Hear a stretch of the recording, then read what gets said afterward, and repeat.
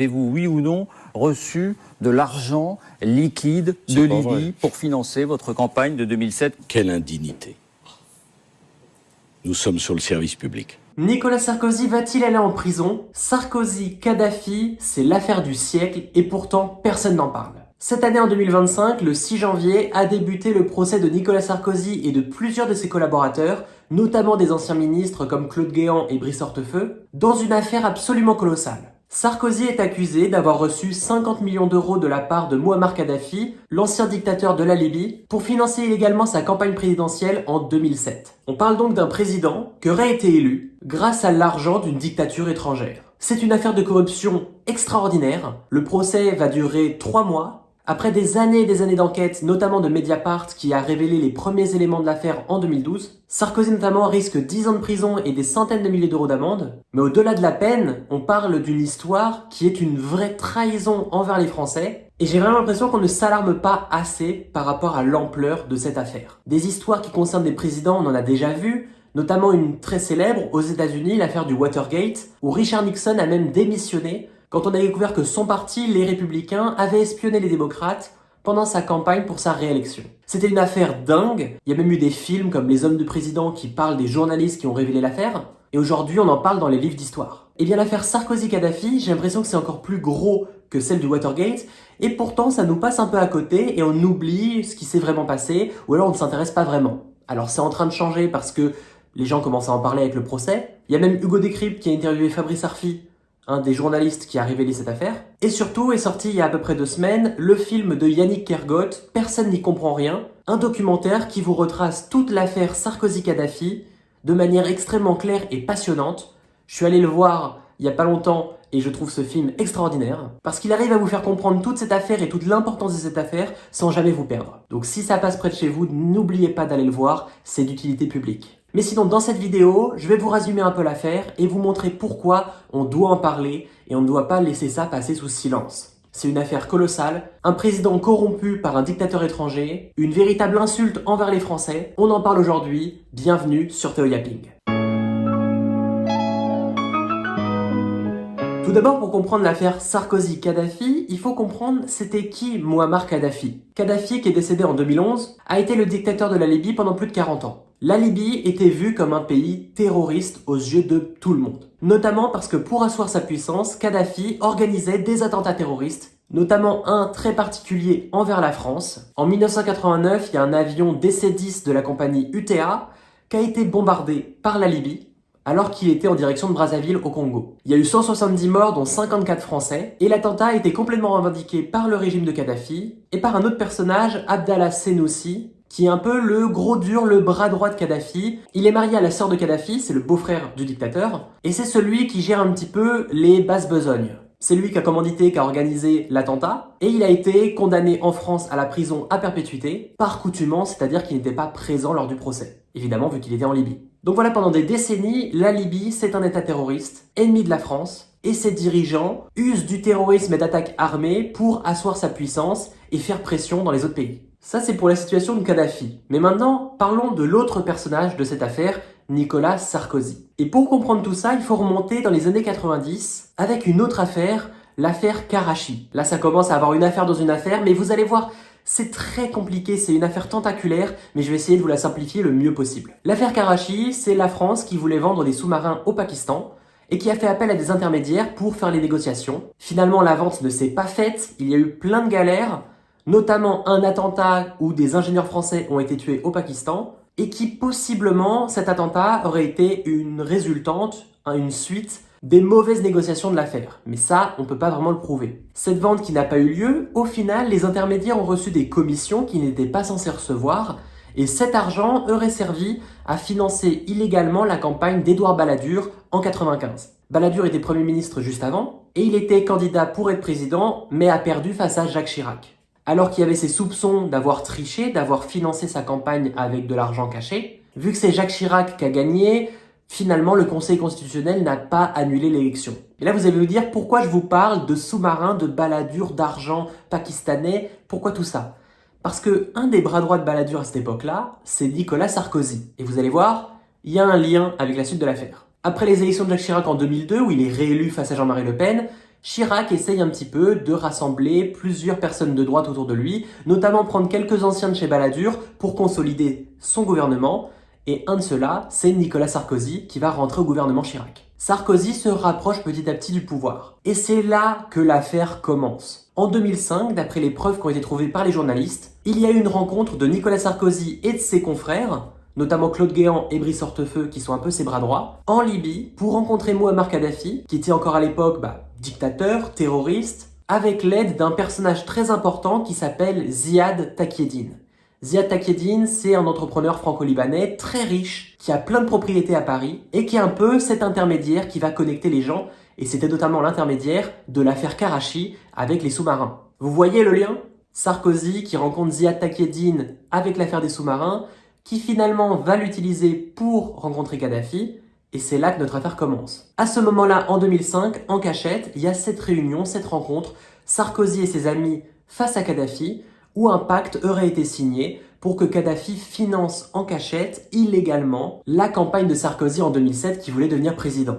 L'idée, c'était que Kadhafi donne 50 millions d'euros cash à Nicolas Sarkozy et que quand il sera président, il aide Kadhafi à revenir sur le devant de la scène et à être à nouveau accepté par les autres pays. Kadhafi voulait un petit peu redorer son image, quitter l'image du dictateur terroriste et redevenir une puissance mondiale. C'est ça le but de ce pacte.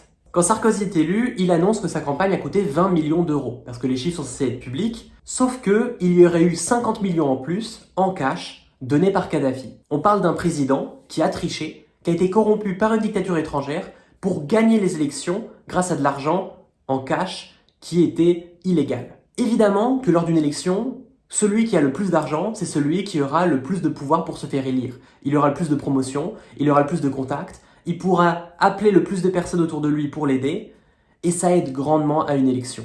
On peut donc imaginer que peut-être que sans l'argent de Kadhafi, il n'aurait pas été élu, et que cet argent venant d'un dictateur étranger a aidé Sarkozy à aller au pouvoir. Mais avant de découvrir tout ça et cette première rencontre en 2005, il y avait déjà des choses qui mettaient la puce à l'oreille. Quand il a été élu en 2007, Sarkozy, il a invité Kadhafi à l'Elysée. Seulement 2 ou 3 mois après son élection, la première grande rencontre avec un dirigeant étranger, c'est Kadhafi qui vient à l'Elysée, et c'est une réception en grande pompe. Habituellement, quand un dirigeant étranger visite la France, il reste 3 jours.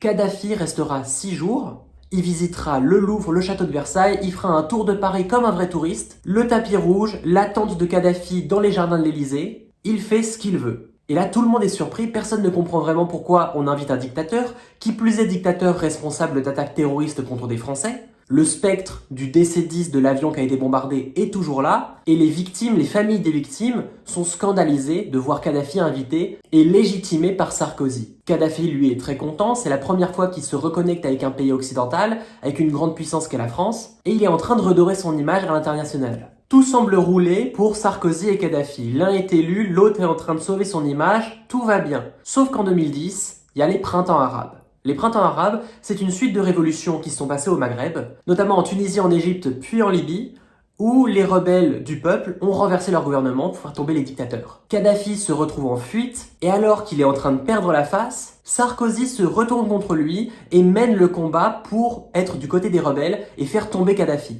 Son ami d'il y a à peine un an est devenu aujourd'hui son ennemi. L'armée française va bombarder le convoi de Kadhafi après l'avoir retrouvé. Kadhafi va s'en échapper mais finalement sera tué par sa population. Kadhafi mort, son secret semble être enterré, pour l'instant. Après la mort de Kadhafi et le régime en Libye qui tombe, le fils de Kadhafi parle à la télévision et critique Sarkozy en disant que c'est un peu un traître et que Kadhafi l'avait aidé à financer sa campagne, mais personne ne le prend vraiment au sérieux. On se dit tous que c'est une méthode du fils Kadhafi pour essayer de diaboliser son opposant, et puis personne ne l'écoute vraiment. Mais c'était sans compter sur Mediapart, les boss.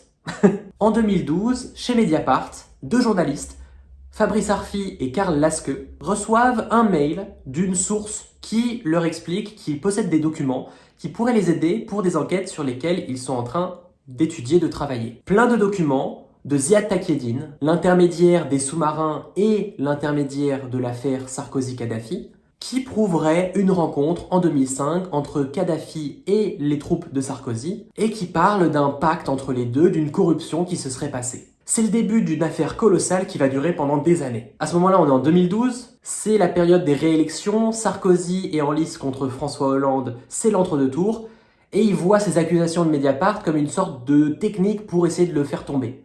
Plein de gens vont le défendre en disant que Mediapart c'est un torchon, que c'est juste des mensonges, des calomnies pour faire descendre l'ancien président, sauf que Mediapart ne diffuse pas ça sans preuve. Et des preuves, il va y en avoir beaucoup d'autres. Petit à petit, différents documents sont découverts, des appels téléphoniques, des notes d'agenda, même des notes sur des post-it, qui expliquent des rapports, des retours de réunions. Une connexion entre les équipes de Kadhafi et celles de Sarkozy, avec Ziad Takieddine entre les deux qui fait la liaison. Et notamment un document très important, un document de l'armée libyenne, du gouvernement, qui explique que Béchir Salah, le ministre de l'économie, la sorte de trésorier du gouvernement Kadhafi, a promis 50 millions à Sarkozy. Document qui a été authentifié, prouvé qu'il s'agit bien d'un vrai document libyen, et qui surtout a été fait avant la révolution, donc avant que Kadhafi et Sarkozy se retrouvent en fight, se retrouvent face à face. À l'époque du document, ils sont toujours amis. Donc c'est pas un document qui aurait été créé pour faire tomber Sarkozy, qui aurait été falsifié. C'est une vraie promesse de don, promesse de corruption. Il y a une enquête de police qui va être ouverte, Mediapart qui diffuse des centaines d'articles pour partager toutes leurs découvertes, les documents de leur enquête, et Sarkozy va même chercher à faire tomber Mediapart avec plein de procès, d'accusations d'user de faux documents, sauf que Mediapart s'en sortira toujours parce qu'il ne diffusait pas de faux documents, il ne diffusait pas de fausses preuves. On a des notes d'agenda, des réunions, des rendez-vous, des preuves de corruption, des preuves d'échange entre les deux, et surtout une preuve accablante, Ziad Takieddine, qui se retrouve déjà dans la merde à cause des affaires des sous-marins. On y revient, on y retourne à l'affaire Karachi, parce qu'il y avait déjà des magouilles à ce moment-là. Ziad Takieddine va accuser Sarkozy et va dénoncer que Sarkozy ait reçu un pacte de corruption et reçu de l'argent de la part de Kadhafi. Il va sur les plateaux télé pour expliquer ça, pour dire qu'il sait, qu'il a les preuves, qu'il a vu tout ça, que c'est réel. Il assume complètement et il va même plus tard finir par assumer que c'est lui qui a fait passer l'argent et qui a passé des mallettes de billets en cash à Claude Guéant, à Sarkozy, à ses collaborateurs. Ziad Takieddine assume, il est prêt à tomber si les autres tombent, et là on se dit que Sarkozy est complètement foutu. Sauf que plus tard, Ziad Takieddine va revenir sur son témoignage, va annuler ce qu'il a dit et dire qu'il a menti, qu'on l'a obligé de le dire. Mais alors pourquoi il revient sur son témoignage? Pourquoi il annule ce qu'il a dit alors qu'il était prêt à faire tomber Sarkozy? Eh bien c'est parce que Sarkozy, avec l'aide d'une de ses amies, Mimi Marchand, un peu la reine de la presse people et des paparazzi, va convaincre Ziad Takieddine de revenir sur son témoignage, faire une vidéo depuis le Liban, où il est en cavale, en fuite, pour dédouaner Sarkozy. On a donc Sarkozy qui, avec Mimi Marchand, une de ses amies, grande patronne de la presse, va aller retrouver Ziad Takieddine pour le faire parler et lui faire dire l'inverse de ce qu'il avait dit contre Sarkozy. Ça sent pas bon cette histoire, ça sent un peu le mensonge. Après je dis ça, je ne suis pas juge, voilà. Donc on a tous ces personnages dans cette affaire qui est tentaculaire. Mimi Marchand, de la presse, qui va aider Sarko, rattraper Ziad Takieddine pour le faire dire l'inverse de ce qu'il avait dit, alors que Ziad Takieddine dénonçait Sarkozy parce qu'il l'aurait aidé à être corrompu. J'espère que vous comprenez tout ça parce que c'est quand même compliqué. D'autres sources, d'autres preuves vont s'ajouter à cette affaire, notamment une preuve accablante, un virement bancaire, qui montre qu'il y a eu de l'argent envoyé de Kadhafi jusqu'à Takieddine, et que Ziad Takieddine a envoyé cet argent en Colombie, sur le compte d'un ami de Sarkozy. Là, on a cette preuve en plus qu'il y a bien eu de l'argent, pas toute la somme, mais une partie, et qui continue d'amener ce procès et d'amener des preuves pour faire grossir cette affaire et essayer de comprendre comment tout ça a fonctionné, comment tout ça s'est passé. On a des papiers qui prouvent le pacte, on a des rapports de réunion entre l'équipe Kadhafi et l'équipe Sarkozy. Ziad Takieddine qui avoue puis se rétracte, mais parce que Sarkozy lui a dit de se rétracter, des preuves de virement, et encore autre chose, Béchir Salah, le ministre de l'économie, le trésorier de Kadhafi, qui est censé être celui qui a envoyé l'argent à Sarkozy. Où était-il passé après la Révolution? Eh bien, il s'était caché en France. Il était en cavale en France, protégé par la France, par Sarkozy, et il y a des preuves que Sarkozy l'aurait aidé à quitter la France pour aller en Afrique du Sud se protéger.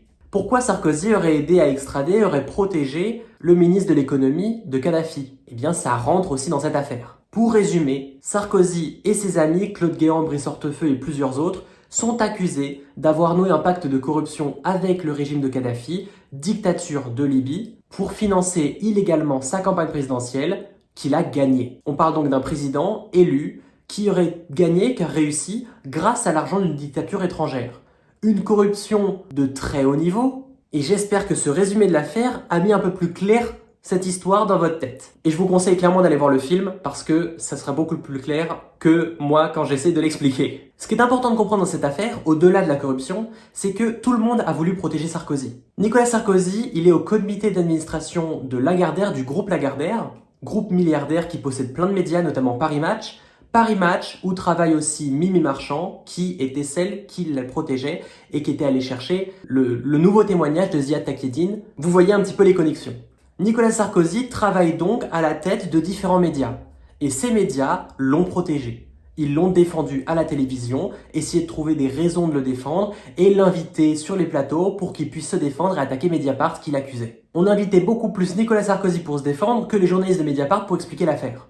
Dans le film notamment de Yannick Kergoat, on a des retranscriptions de SMS de gens de chez BFM TV, notamment Marc-Olivier Fogel qui dirige la rédaction, en tout cas qui l'a dirigé à l'époque, qui est copain-copain avec Sarkozy, avec son équipe, et chacun est très content d'avoir pu l'inviter, l'équipe de com de Sarko est très contente de l'interview, tout le monde se complaît là-dedans, et tous ces médias l'ont défendu et ont fait en sorte qu'il puisse se défendre face aux Français et qu'il puisse asseoir son propre narratif, l'histoire d'un ancien président qui est acculé, attaqué par les autres, par des médias de gauche qui veulent le faire tomber. Tous ces rendez-vous aussi de Sarkozy dans les médias, ces articles qui parlaient de l'affaire, d'autres qui le défendaient, ça a permis de rendre cette affaire, l'affaire Sarkozy-Kadhafi, encore plus bordélique qu'elle ne l'est. Et avant ce procès qui s'est ouvert début janvier, si je vous demandais à vous c'était quoi cette affaire, vous auriez pas vraiment su comment l'expliquer. Et moi non plus.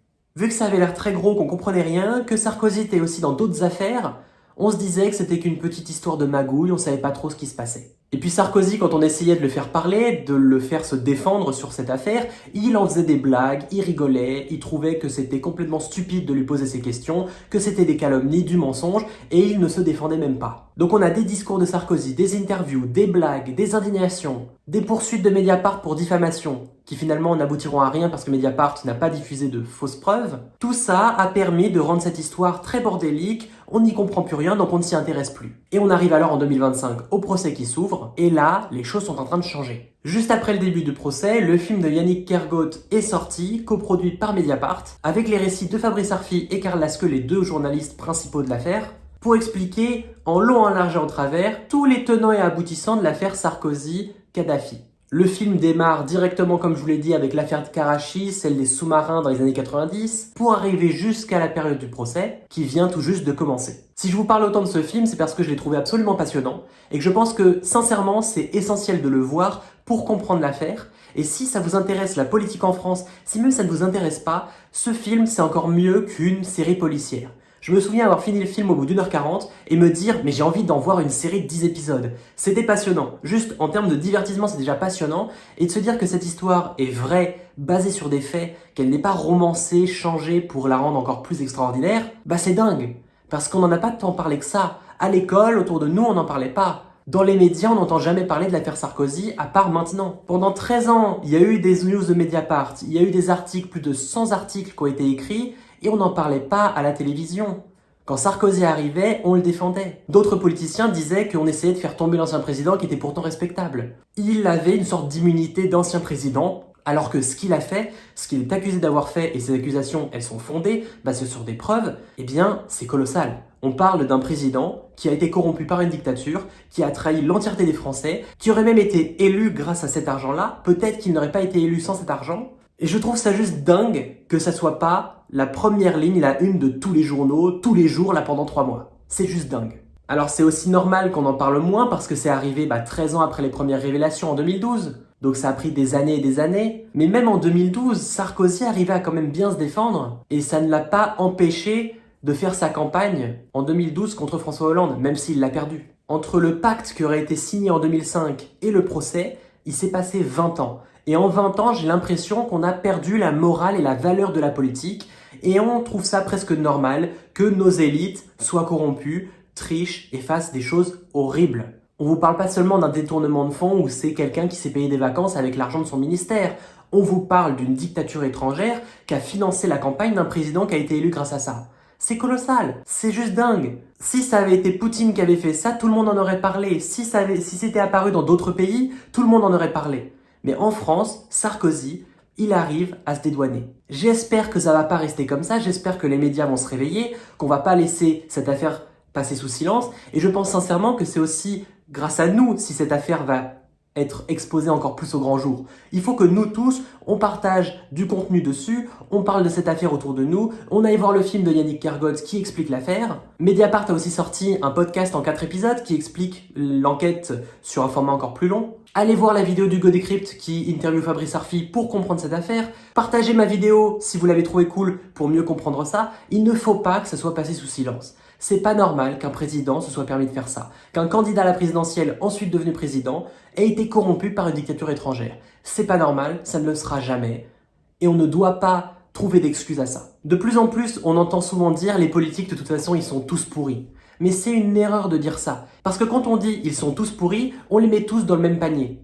Alors qu'il y a des pourris plus pourris que les autres. On va croire que l'affaire Sarkozy, c'est la même histoire qu'un Cahuzac qui avait des comptes offshore, non déclarés, qui est quand même aussi très très grave, ou un ministre qui se paierait des vacances avec de l'argent public. C'est pas la même affaire, c'est encore plus gros que ça. Dire qu'ils sont tous pourris, c'est oublier que parmi les politiciens, il y a des politiciens honnêtes qui n'ont pas piqué dans la caisse, et que parmi ceux qui ont piqué dans la caisse, il y a ceux qui ont fait encore pire. Corrompus par une dictature, financer sa campagne avec de la triche, avec de l'argent caché, illégalement, tout ça c'est terrible. Et ça ne doit pas être vu par nous comme une sorte de petite magouille qu'on comprend pas vraiment. On se doit de s'informer sur ce sujet parce que c'est très grave. Sarkozy, pendant toutes ces années, il s'est cru intouchable. Ses amis, Claude Guéant, Brice Hortefeux et tous les gens autour de cette affaire ont cru qu'ils étaient intouchables et qu'ils avaient le droit de faire ça, que c'était pas un problème, que personne ne s'y intéresserait. C'est parce qu'on s'est tu, parce qu'on n'en parlait pas assez, que c'est passé sous silence pendant tant d'années. Sarkozy a été un traître envers nous, de nous mentir, d'être corrompu par une dictature étrangère. Il a même été un traître envers ses amis parce que actuellement le procès, il est en train de se passer même aujourd'hui à l'heure où je tourne cette vidéo, et il est en train de dire mais allez-y, parlez à Claude Guéant, parlez à Brice Hortefeux, c'est eux qui sont responsables, moi je ne savais rien. Il est en train de faire tomber ses meilleurs amis, ceux qui ont été ses soutiens pendant des décennies entières, pour se sauver. Il va même pas assumer ses propres actes et il préfère faire tomber ses potes. C'est un traître envers nous, c'est un traître envers ses amis, envers ses associés. On ne peut pas laisser passer ça et essayer de trouver des excuses. Et il faut aussi qu'on soit intransigeant envers tous les politiciens qui l'ont tant défendu, envers tous les journalistes qui l'ont tant défendu, sur BFM, sur Paris Match, sur d'autres médias. On peut plus laisser passer ça. Pour conclure cette vidéo, c'est ça mon message. Ne laissons pas les gens faire passer cette affaire sous silence. Ne laissons pas les médias amis de Sarkozy ou les autres politiciens dire que c'est pas si grave que ça, qu'il a quand même servi la France et que finalement, c'est pas vraiment important comme affaire. Mettons nos regards dessus, parlons-en autour de nous, partagez cette vidéo si vous le pouvez, partagez d'autres vidéos qui parlent de cette affaire, parlez-en autour de vous à vos parents, à vos enfants, à vos frères et sœurs, ça ne doit pas rester sous silence. Pendant des années, des médias possédés par des milliardaires amis de Sarkozy ont calomnié Mediapart, qui est pourtant un média indépendant qui a très bien fait son travail. Aujourd'hui, on est en train de se réveiller et de comprendre que finalement, Mediapart avait raison. Sarkozy a de grandes chances d'être coupable. Il y a encore la présomption d'innocence actuellement, mais cette affaire en tout cas mérite qu'on en parle. Alors n'hésitez pas à aller voir le film de Yannick Kergod qui est au cinéma actuellement pour mieux comprendre l'affaire, c'est encore mieux que cette vidéo. Bravo à l'équipe de Mediapart, à Fabrice Arfi, à Karl Lasque qui ont travaillé pendant des années de manière acharnée pour comprendre cette affaire. Une affaire dont personne ne voulait vraiment s'en occuper parce que personne n'avait envie de s'attaquer à Nicolas Sarkozy. Merci à eux car ils ont bien fait. Partagez vos avis là-dessus dans les commentaires. Est-ce que cette affaire vous la connaissiez avant qu'on en parle très récemment ? Qu'est-ce que vous avez vu autour de vous des médias qui en parlaient? N'hésitez pas à me dire votre ressenti en commentaire. N'oubliez pas de partager cette vidéo pour faire parler de l'affaire et aussi pour faire découvrir mon travail. J'essaie de poster 1 à 2 fois par semaine sur des sujets que je considère importants. Actu, politique, social, culturel, médiatique. Donc n'oubliez pas de vous abonner pour ne rater aucune vidéo. On se retrouve très vite pour de prochains contenus. Portez-vous bien et à bientôt.